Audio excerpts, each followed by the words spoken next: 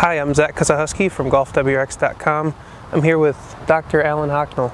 You have 3 new drivers for 2013. The first, which we saw released last month, is the RAZR Fit Extreme. And I know you spent a lot of time and energy getting this ready. It's a tour product. Could you tell us a little bit about its construction and who it's for? What sort of flight characteristics we can expect to see when somebody hits a RAZR Fit Extreme? Yeah. The name Extreme really comes from the idea that we were trying to design for a broad range of golfers. We had a particular emphasis though on better players for this driver. So one of the key technologies in this driver is the forged composite crown, and this is probably the lightest crown in golf. It only weighs about 12 grams. That allows us to lower the center of gravity in the club and reduce backspin over other drivers by 300 to 400 RPM in a lot of cases. For higher head speed players, that really contributes to added distance, and certainly the tour pros who contributed to the design of this have seen pretty significant distance gains when they've hit the prototypes.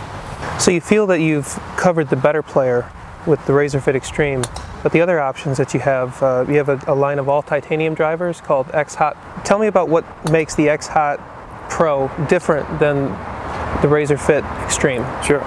So the Pro driver was really set out to incorporate many of the speed characteristics of the ball flight from the Extreme, but to take out some of the complexity. So this one doesn't have the adjustable screws, but instead features a progressive draw bias. So that means that the center of gravity is pre-configured in this head, so players don't need to think about it quite so much.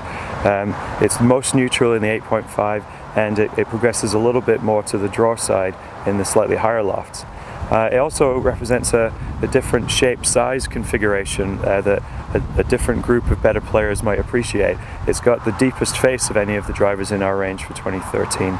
And overall, the configuration of the club is a little bit lighter than the Extreme. So this one, complete club weight at around 317 grams, is a fair few grams lighter than the adjustable driver.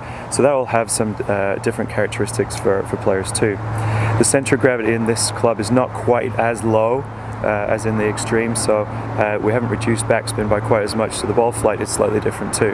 And what's the size of this club head?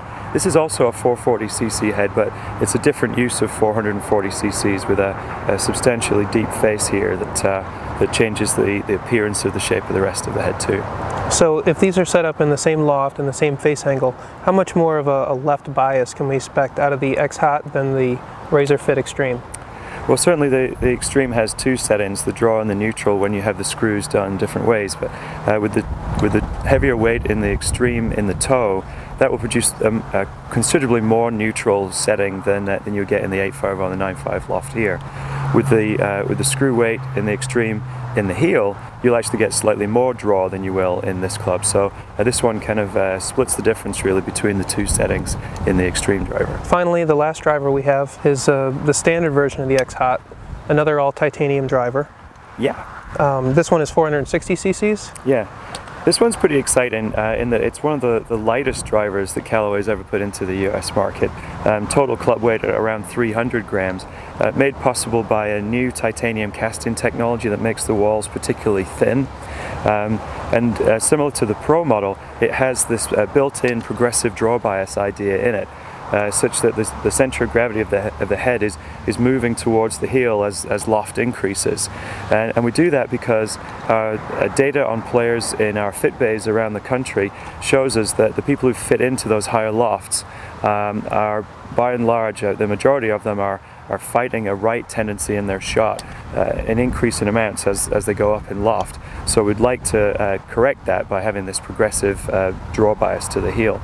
So this driver and all the other drivers actually, they have different configurations for every loft in the range, and I think that's a little bit different than some of our competitors will have this coming year, where they have a focus on one head and achieve different loft just by making adjustments to the hosel. We make lots of different changes to the head to optimize the club for different golfers as we move from the 8.5 to the 9.5, 10.5, 11.5 and so on. We have different head sizes, as we've talked about, and those that convey different characteristics on the clubs too. This X-Hot here, the standard model, is probably the easiest of the clubs to hit. It has the highest launching characteristic of the drivers. By being lighter, those people who struggle a little bit for head speed will maybe gain some advantage by hitting the club like this. So by looking at all of the drivers, there's really an opportunity to be optimized for you because there are 3 distinct options.